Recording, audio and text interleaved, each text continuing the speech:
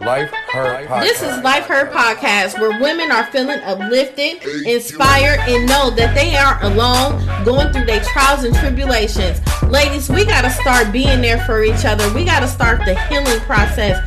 You need to listen to all these women's stories and know that you may have been through some of the situations, and you know that you can get through it whatever you put your mind to, ladies. I am Yvette Lloyd. I'm your host for Life Her Podcast. Every day we see women that look so normal to us and we don't think anything is wrong with them. Every day we see them get up and they look beautiful as ever. It's many times when we have to stop and ask people, are you okay? Or sometimes we want to hear someone ask us, are we okay? But at times we have to be a little more considerate both ways because we don't know until we ask, and we'll get all of our answers, and we will look at women differently in a respectful way and know that they aren't okay. Today I have Tina Smith with me. Hi, Tina. Hi, Miss Yvette. How are you today? I'm fine, and how are you today? I'm good. Great. So, tell us a little something about yourself, what you have going on today. How's your day going? Today's been challenging. It's been a challenging day, starting with this morning because I had to get up and go to work, first off. But the mornings start off for me because I'm going to start backwards. I'm back. Right now I'm dealing with breast cancer. Oh, bless your heart. And my mornings get a little rough, trying to get up, go to work, make it to work, and then stay at work all day. But in spite of it all, I'm still here and I'm blessed. Wow. How long have you been battling breast cancer? Since March 3rd of this year. Oh, wow. Yeah, bless your 3rd. heart. Yeah. And I'm going through chemo. This is my second round of chemo right now. I got 3 more treatments to go. And then after that, I still have surgery to look forward, not look forward to, but that I have to go through. Hopefully by the end of December, I'll be done with this part of my journey and can look forward to bigger and better things. Right. What made you go to the hospital? What made you have that feeling like, I need to go get checked out? I was getting ready it was actually our church anniversary, and I was getting dressed. Mm-hmm. And just kind of, looking. I'm like, that don't look right, Mm-hmm. And it was on a Saturday. And I was like, okay, I'm going to go to the doctor. And I had a doctor's appointment that Monday. Mm-hmm. So I went to the doctor that Monday, and I said, Doc, this just don't look right. And he looked, he said, no, it don't look right. Wow. And the process started there with going to get a diagnostic mammogram and an ultrasound. So you got a diagnostic test and a mammogram? Yes, ma'am, I did. And then it was like everything moved so quickly after that. It's like I did the mammogram and the ultrasound. I saw the surgeon the same day. Wow. And she says, and the crazy part is she came and she says, I'd hate to tell you that it's not cancer, but I've seen it so much that I know that it is. Wow. And I'm like, wow. How did you feel when well, not really when they told you, but when it was confirmed through the test? Scared, concerned, Mm-hmm. and like, okay, Lord, why me? But then after I kind of processed, I said, okay, it's time to fight. I can't curl up and die, so it's time to fight. And the surgeon, I think what eased my mind a little bit is she said, at stage 2, it's curable. I can save your breast. I can, we ain't got to, so everything was always encouraging. Mm-hmm. Nothing was never like a life sentence where it was like, oh, you're going to leave here today or that kind of thing. So that kind of, helped me walk through. I mean, I didn't really kind of like get really, really terrified about it, but I just kind of had to digest it and Mm-hmm. then figure out that, okay, I got to fight. I got too much to live for. Right. I got great grandkids I want to see grow up. Right. So yeah. So I just had to get in fight mode and go for it. Mm-hmm. So. So you go through chemo and everything right now? I'm taking chemo every Monday. Wow. I've been taking chemo. I started chemo in May. I did my first 4. I did every 3 weeks. I stopped doing that. That was over. Then I started August, and I go every Monday. And it's hard because this chemo treatment has really put me on my back some days where I hurt. And I tell people about the pain where if you've ever had the flu and the body ache, multiply that pain times 10. Oh, Jesus. Yeah. And still try to function. So before you even found out, when you said it didn't look right, did you feel that you had symptoms beforehand? No. Wow. Nothing seemed out the ordinary. It's like it popped up out of nowhere. Or maybe I just didn't pay attention. Right. You know what I'm saying? Until it got so obvious, you know, but nothing never felt, like, oh my, And the crazy part is I take my mammogram every year, but I didn't take it in October of 2018. Oh, wow. And I think if I had took it in 2018, I might have caught it sooner. Yeah. Right. Wow. Yeah. So how's your support system? My support system is off the chain. It's off the chain. My church family, my family, my sisters, my family in Alabama, my father's side of the family. No, Georgia, I'm sorry. When they heard about it, and my one cousin, she was so persistent. She was like, Tina, what do you need? I'm like, I don't need anything. Tina, what do you need? I don't need anything. Tina, I said, you know what? Finances is hard right now. I'm struggling. My family comes together and sends me $200 every month. Wow. To help me get through those, because money is tight. Yeah. With medical bills and things like that. And it's amazing. My church family is amazing. I have people. This journey has taught me that the people that you think are going to be in your life aren't. And the ones that you least suspect are. It always like that. Are. It always seems like that. I wish it wasn't like that, but it always do. And it lets you know, like, it's like you'd rather be attracted to the people that don't go noticed in your life all the time, because they come through right on time. Right. I have one friend who I was sitting in church with her one Sunday, and do you need anything? I'm like, no, I don't need anything. She says, Tina, do you need? I said, no, I don't need anything. So she sends me this note, write down what you need. So I write down this little list of little things from the store. She says, I know you need more than that. So she buys the few things I get from the store, and then she hands me $50 and say, go get whatever else you need, because I know you're prideful.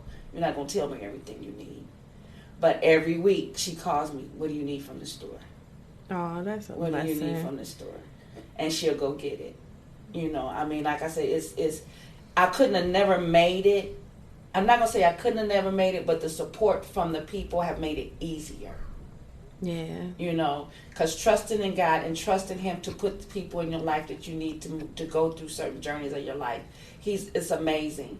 Because we as women tend to think we're supposed to do everything on our own. And no. That's No. And this has really taught me that I don't have to walk this battle by myself. Yes. And you've been through many battles even before this. What is one of the struggles that you had in your past before you finding out that you had breast cancer? Well, I lost my mom in 2016. Wow. Sorry to hear that. That was hard. We took care of my mom for almost a year, bedridden, because they gave my mother six weeks to live in the hospital, and my mother proved them a liar. She lived 9 months, literally. She was a fighter. When we took her home, they said she had about 6 weeks, and my mom lived April of 2015, they said it, and my mom lived to January of 2016. Wow. Yeah. And then prior to that, I lost my husband in 2013. Wow. My husband died of, he had diabetes, and my husband died of congestive heart failure. At least that's what they said. He died at home. Really? Yeah. Wow. So how have you been handling all of this even beforehand? Because I know it was hard for you. It was, but you know, you learn to really trust in God. Mm-hmm. You learn to lean on friends. Mm-hmm. You learn to take care of yourself. You really just every day is a different battle. Every day is a different struggle. You know, you just can't give up. Right. You know, I remember praying when my husband was sick, and I realized that the Lord wasn't going to heal him on this side. And my prayer was, Lord, if you choose not to heal my husband on this side, give me the strength not to curl up and die when you decide to take him home. And he is still answering that prayer today. Wow. Because every incident since then has been really hard. You know, Mm-hmm. I lost him, and then I went from taking care of him into going in and taking care of my mother. And then I lost my home. I did, you know, all kind of, you know, my oldest grandson went to jail. You know, spent a year and a half down in county.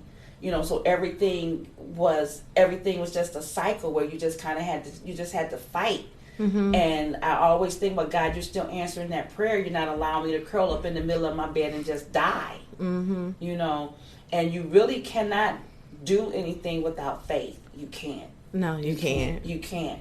No And matter believe. how you have to. You have to, because anybody who thinks that they can do anything in this world on their own, they're lying to themselves.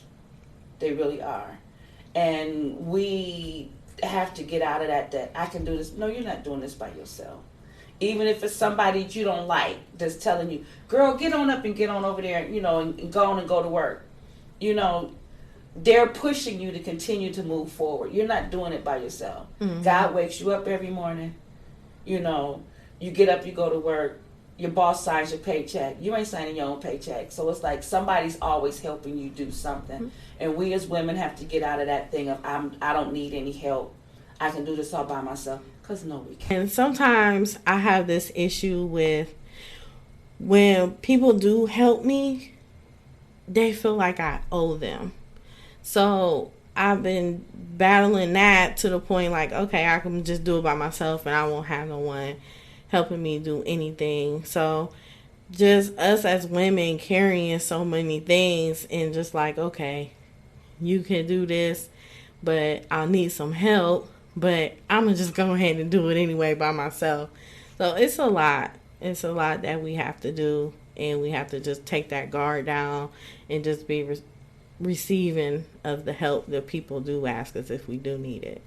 It is hard to accept help for the very reason that you said, because people think that because they help you that you owe them something in return.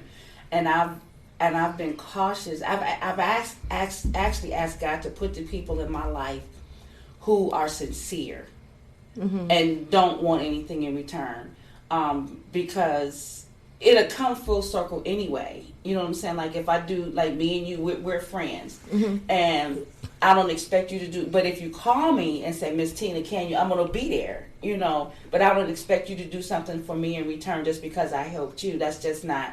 You know, that's just crazy the way we think that we're supposed to do that. You Mm-hmm. know.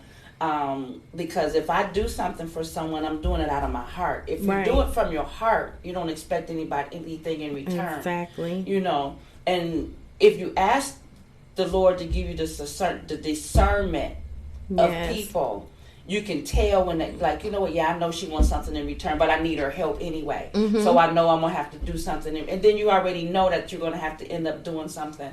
But most times, you can tell when people are really, really sincere and got your back and not going to ask for anything in return Mm-hmm. when you help them. And that was one of my things. Because you've been hurt. And then when you get hurt, you be like, I'm not going to be bothered with that. I'm going to just do it all by myself. Then that way, ain't nobody going to hurt me because I can't hurt myself. Mm-hmm. And if the hurt comes because I just didn't do it right. Right. You know? So but we have to get better than that, because the only way we're going to help each other is we have to let those guards down. Yeah. We have to get past that hurt. And the only way we can get past that hurt is that we talk about it with each other and be open and honest. And sometimes we got to get mad. Yeah. Sometimes we got to cry.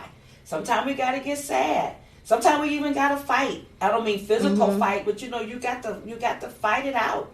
and get to a place where you're like, okay, I'm good. Man, I can do this now. I like being around.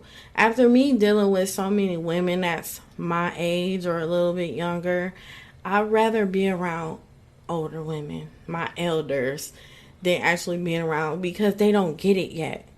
They don't get the fact of these are the things you're supposed to do for your friends, or, just helping, being giving, being caring. And so many people aren't used to receiving it, to the point they be hateful because people have been hateful to them. They never been taught it, the process. And I've been taught that through my mother. So it's like I already know how to act, what to do, not to expect, and everything. Just do it out the kindness of your heart. Right. And that's how I was raised to be. So I then got to a point where I just rather be around older women, because they already been through it. They know it. They tired. I don't got time for this. We just go do this and just keep it moving. So I just rather be around a group of older women that could teach me wisdom, teach me knowledge, teach me the path, and tell me what to do and what not to do. It's peaceful, and I cherish my peace. It is, because it took me. I'll be 62 next month, and I truly can relate to being to where you get to a point in your life where you're like, well, I don't have time for all this foolishness. I don't like drama. I don't do drama, and I just tell you how I feel. But the crazy part is I love everybody. I try. Yeah. I try. Some folks make it hard for you to love them, though. Yes. It do. You got to love them from afar. But you still love them. Right. And but I just get tired of always having to try to explain why I'm acting this way or why I'm doing this way. But when you've been through what I've been through, losing a husband, losing a mother, and now going through battling cancer, fighting for my life, you ain't got time for no foolishness. You've got to stand for what's right, because tomorrow may be my last day. Nobody's giving me a death sentence, but tomorrow's not promised to nobody. Right. And I wrote something the other day where I said, tomorrow's not promised, and we need to let go of some of the stuff that we hold on to, that we should have let go of long time ago. Hatred, self-pity, whatever it is we hold on to, grudges of other people, so that we can live better. So that we can love better. So that we can be better. Yes. And we can't do that if we holding on to all this old ugly stuff of you mad at your girlfriend because she got a husband and you don't got one. You mad at her because she got a new car and you ain't got one. You mad because she got a new. We need to stop that. Yeah. Stop that, as we call it, the crab mentality. Yes. I don't want you to get out the bucket because I can't get out the bucket. But if you let me get out the bucket, I may come and take you out the bucket with me. And I can encourage you to get out your bucket if you're willing to. But it's like when you trying to get a woman out of her bucket, she has to understand she has to work too, just like you work. Right. And some of them just want you to hold their hand. Right. And be like, here, come on, I'm going to just, no, this is your dream. This is your passion. This is what you want to do. But I'm going to give you the resources that I use so you are able to do it the same way. Right. And it's just tiresome. And then when you see women in that way, like, if, say, for instance, you're walking down the street and a woman just automatically judge you off top. But she don't know you're battling cancer right now. Right. Like, look, honey, sit down and talk to me. Ask me. Don't come automatically full force with me, full of hatred, when you don't even know my story. I can help you. Right. Because it's like they don't, because my son-in-law told me that the other day, because we were having a discussion about my daughter always telling me to sit down. And she said, Ma, he says, because you don't look like you're going through cancer, people automatically assume that you're okay. Because I don't sit down. I don't woe is me. I don't do any of that. I just keep going. But when I go home, I crash. I cry at night because sometimes I hurt so bad. I cry at night because I'm tired. I don't like being alone. I mean, I like being by myself, but I miss my husband. I miss having a mate. If my husband was still alive, we'd have been together 22 years this year. Okay? But when you've been with somebody and then all of a sudden you're by yourself and then you're going through a crisis, you're like, man, you need to be here. You know, you go through that. I need you here with me. My husband's not here. My mom's not here. My father's even gone. You know, those people that you would lean on, you know, to be here for you, to help you get through it. You know, every now and then you need somebody to say, baby, I got you. We're gonna do this thing together. But I have to encourage myself. Right. You know, and encouraging myself is cool. It's great, but sometimes it's hard. It's hard. You know, so it's just, you know, we as women just need to continue to break that, what I want to say, take that wall down. Take those walls and those barriers down so that we can help each other move forward, because it's time to stop. Yes. It's time out for all of this craziness that we go through, because these young women, and I'm just being honest, I see these young women out here, if we don't help them, the future looks really, really, really, really, really grim. It looks scary. Man, listen. And I'm 36, and it scares me to the point I'm thinking, like, who gonna be my doctor? Who gonna be my lawyer? Who gonna be my dentist? It makes you think. And then with me, I don't have kids yet. So when I have kids, oh my God, what generation is gonna be there for my children too? Right. So it's scary because it's like they're not being taught what they need to be taught. Right. So it's scary. You know, you have to, and we as the older women, and that's why I was talking to you early before we came on, we as older women have to, and you included as an older woman, because you have those young ladies in Fidea, you know, watching you. We have to be an example for them and show them that it's okay to be different. Yes. It's okay to go to school and get an education. It's okay to not have babies. I'm just being, you know, babies are a blessing, but it's okay not to have 4 or 5 babies before you're 21. It's okay to be different.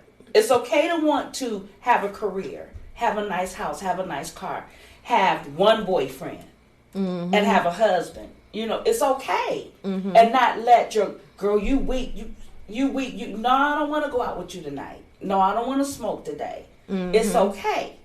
And we have to let them know it's okay. Yes. You know, if we don't tell them it's okay, they won't know it's okay. I'm not saying I was a saint when I was growing up, because I smoked. I drank as well. But I stopped because I knew I wanted better. Right. You know, I had my daughter in high school. I knew that when I got out of high school, I wanted better for her. You know, and I knew I couldn't do it partying in the streets. Right. Drinking and drugging. I couldn't do that for her. So I had to change my lifestyle to be better for my children. Right. So what led you to even become a teen mom?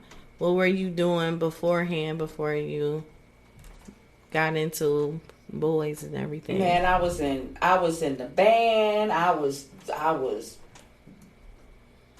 doing kid stuff. You know, I was still a little girl. And then got in high school, and you know, I was in the band. I was in IOE. I was doing home ec. I was doing all those things that girls do. And then I let the little boy get in my ear. You know, and you know, and I mean, just being real, you know, the hormones start raging, you know, just yes. and they get in. And to be honest, my mom did not teach me. Okay. My mom was not one of those moms who sat down and had to talk. My mom had to talk after the fact.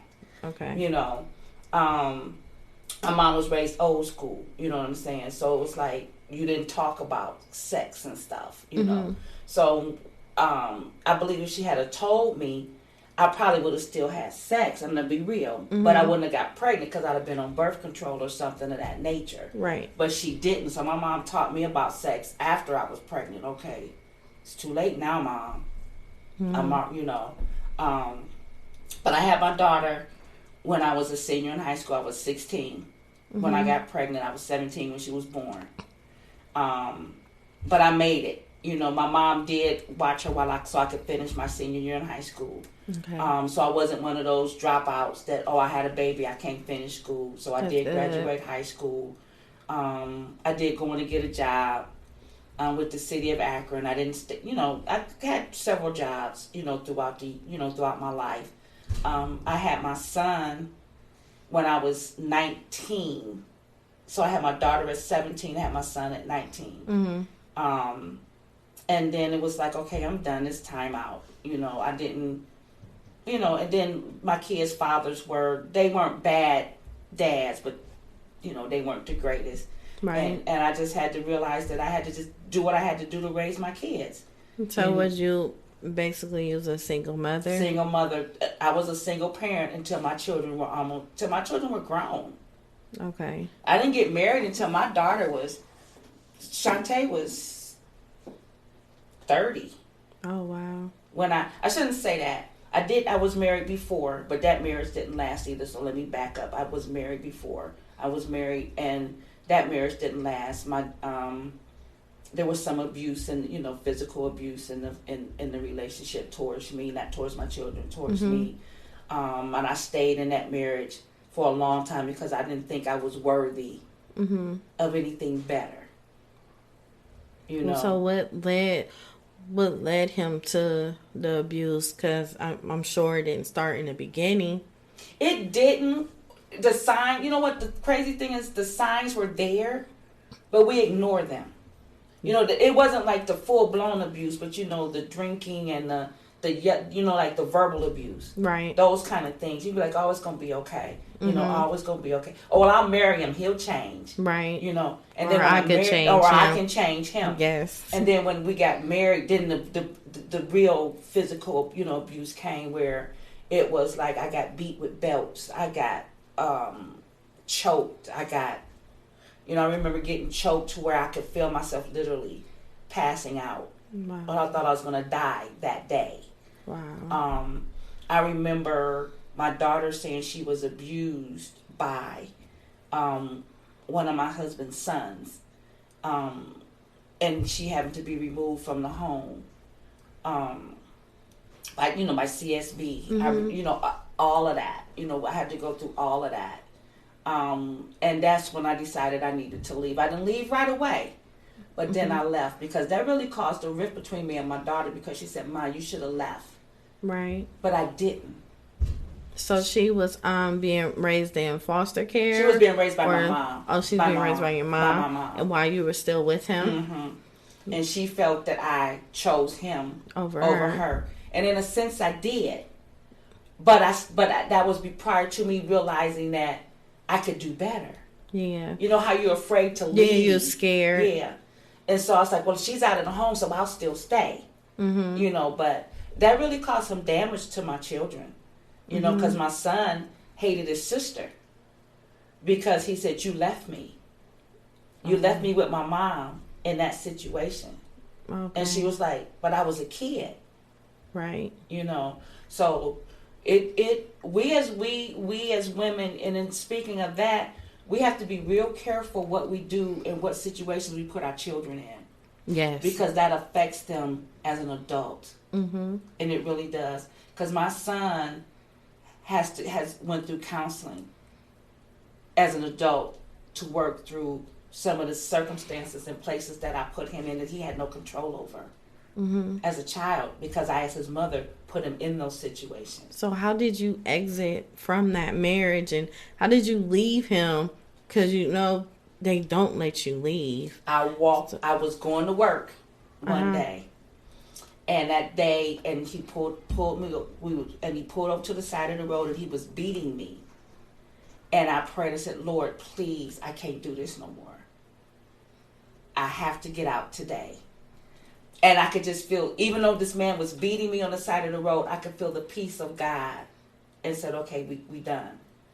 I got to work, called my mother, and said, "Mom, get my kids. I don't care what you do. Get my kids from him. And when you get my kids, let me know." She called me at work, said she got my kids. I called my sister to come and pick me up from work. And I left that night.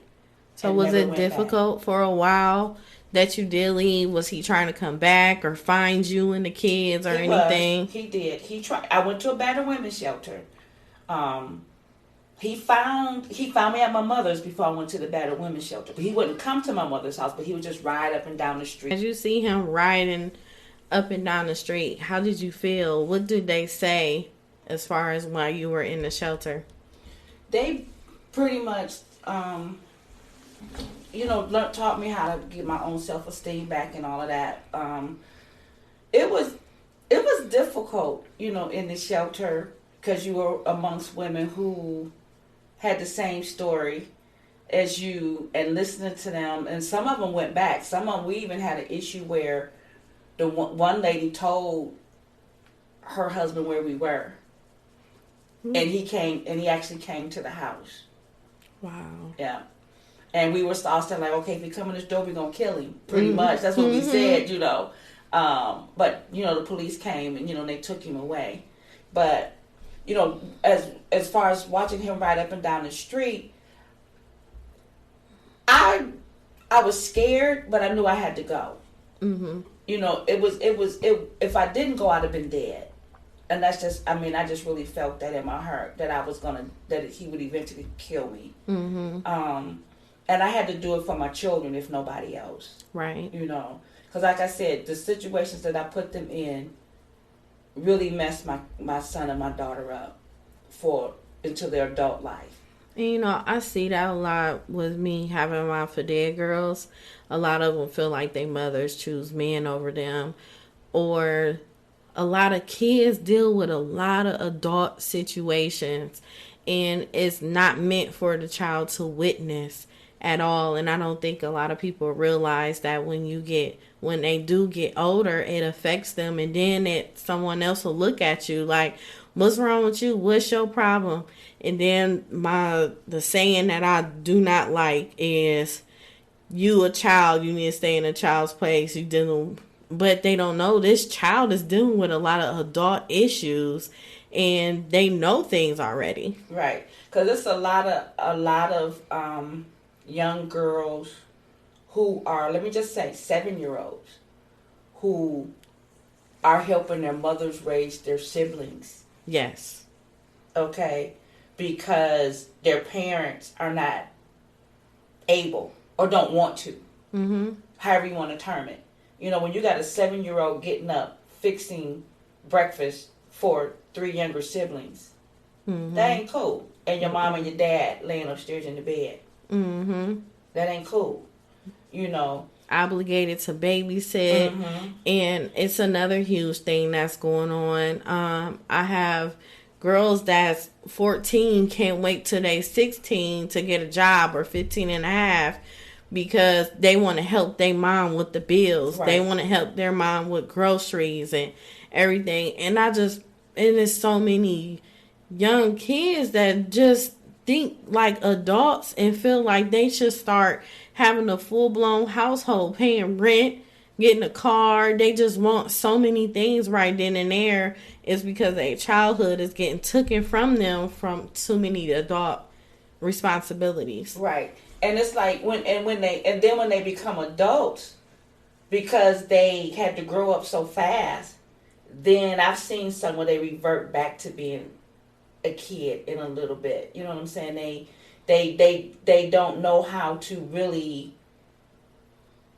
I shouldn't say revert back, but they grew up so fast that they don't know true love, and how to really accept certain things, because they had to grow up. They didn't have anybody. They didn't have a father figure to teach them how to be loved properly. Right. Okay. Their mother didn't show them how to be a lady. Right. Their mother showed them how to smoke, drink, lay up. That's what they saw. Mm-hmm. Their dads weren't around. So they portray that as they grow up in their relationships with friends, with their men. They treat their men folk just like they saw their dad. Their mom treat their dad or their boyfriends, because they didn't know no better. Right. They didn't know no better, because we didn't teach them any better. Mm-hmm. So again, I say we as parents, especially women, need to be real careful where we put our children, boys and girls, what we subject them to, because it damages them.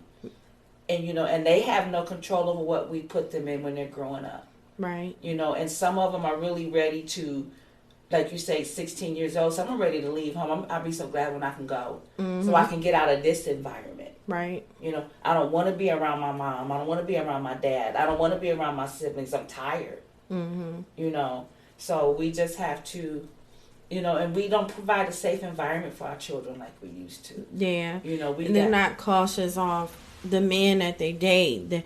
Because, you know, when sometimes as women, when we have missed love so much during our childhood, we try to find love through men. So if we're finding love through men, we're accepting anybody that's saying good things that we want to hear. Right. And then next thing you know, they invite them into their home when it's dangerous, because you don't really know this man until, you know, sometimes we don't know people. Right. We could be around them for years until they actually expose their true self. Right. So you got to be careful by bringing certain men around your kids, a young boy and girl, because they could get molested by that man or his friends that he invite over, or different things. It's just, you got to be precautious and careful. You really do, and like you said, with boys and girls anymore, because people who molest children really don't have a preference. You know what I'm saying? They could, boy or girl. You could have a boy and your boyfriend going and he bothering your son. It's not just your daughter, it's your son. I was amazed at how many, I don't know anybody personally as a young man, but I hear stories of young men being abused by men, by their mother's boyfriends. You know, and it's like, that's sad. You know, and you, like you said, you bring these men in, and you leave to go to work, and you come back and your baby's abused, your baby's dead because the boyfriend or she cried, and you done shook him and threw him down the steps or something, or you molested him and your baby's insides all messed up. Right. You know, I mean, you like you said, you just can't bring anybody into your home. I'd never bring nobody over my children that I didn't know at least a year. Right. I mean, seriously, at least a year. So after you got yourself together and you done left him for a long time, that's when you met your husband, but your kids were older then, so they were a lot older. Did you find yourself taking a while to introduce them to him? Oh yeah, so even though they were grown, man. Right. Listen, my daughter was like, "Mom, no." See, and the thing is, my husband was 16 years younger than me. So the crazy part is, my husband went to school with my daughter. Oh, wow. Okay. So when she met him, she was like, "Ma." Stella got her groove. Right. But, you know, but my husband took very good. My husband was an old soul. Right. He was raised by his great-grandparents. Okay. So he was raised old. Okay. He was raised old school. You know, so he took very, very good care of me. If I didn't tell you how old my husband was, you wouldn't have never known it. Because he didn't act it. He didn't carry himself in that way. He didn't do any of that, you know. And eventually my daughter came around and they were the best of friends. You know what I'm saying? And my son was like, "As long as you make my mama happy, I don't care." You know? He older now. Right. Like, look, you just take care of my mama, I'm cool, you know. And so, you know, so he did. And he really, and he helped raise my grandsons. You know, he really did help them. You know, become the young men that they are. And I do believe that then when he died, that's when that's when things kind of took a turn for my grandsons. You know, that role model. You know, when you have a good role model and it's suddenly taken from you, then you don't know what to do. Right. You know. So, but yes, my husband was a very good man to the people and to my family. So that's good. Yeah, and I'm glad I met him when I did. Yeah. And right on time. It couldn't have been a better time. Right on time. Right. Yes, and that's just making a good feeling. Right. So, so now today, with you just battling cancer and you just taking it day by day, how do you keep yourself going? How do you stay positive? Well, I refuse to give up on life. I still work. Mm-hmm. I go to work every day. That's good. People say, you still work? Yeah, I still work. You know, sometimes people think the time's supposed to stop. Yeah. And with my mom is 61, and a lot of people don't think she's that old. But I've noticed my mom stay active all the time, cause she has heart problems. Mm-hmm. So sometimes her heart only beat a certain percentage, usually not even over 50%. Wow. Sometimes. So she has 3 stents in her heart too. So she has a weak heart. So when people see her just moving around and doing stuff, you know, people understand. As long as you keep going, you still breathing. Yep. You got to keep it moving. You do, because I'm still involved with cheerleading. I'm a cheer director for one of the Akron Parent Pee Wee teams in the league, and I go to the field every day. You know, don't feel like it, but I go. Yeah. I still go to church, you know, when I feel like it. But I keep busy. And I remember something my mom used to say, because when my mom first got sick, we used to always try to make my mom sit down. And my mom say, if I stop moving, I'm afraid I'll die. Mm-hmm. And now I understand it. Yes. Because if you stop moving, that means you've given up. Mm-hmm. And you just eventually, your mindset affects your body. Yes. If you think like you're sick, even though I'm sick, but I don't think sick. Yes. Because your body will start reacting to your thoughts. Right. So I don't think like, oh my God, I'm sick. Now when I'm tired. I'm going to go to bed. But I don't think, oh my God, I'm just so tired. Oh my God, I'm sick. Oh, I'm going to die. Because if you keep saying that, then your body starts reacting like, oh, and then you start looking like you're dying, and you start looking like you're dead. And I refuse to have that thought process. Mm-hmm. So I'm always waking up positive. Okay, Lord, I woke up today. Okay. And some days be like, Lord, if you don't help me move, I ain't going to move. Because I can't do it today by myself. Right. You know? But I do believe in the positive, the thought of positive, positive thinking. That you have to think positive and you have to keep moving, irregardless of what's going on in your life. Mm-hmm. You have to keep moving. You cannot stop. And I refuse to let anything and anybody take my joy and take my peace at this day in my life, because I worked too hard to get it. Yes. I didn't get here overnight, and I'll be doggone if I'm going to let somebody take it from me. I know that's right. I can't let them take it from me. I'm going to let nobody take it from me. What's something real, like, inspiring and encouraging to say to younger and older women today?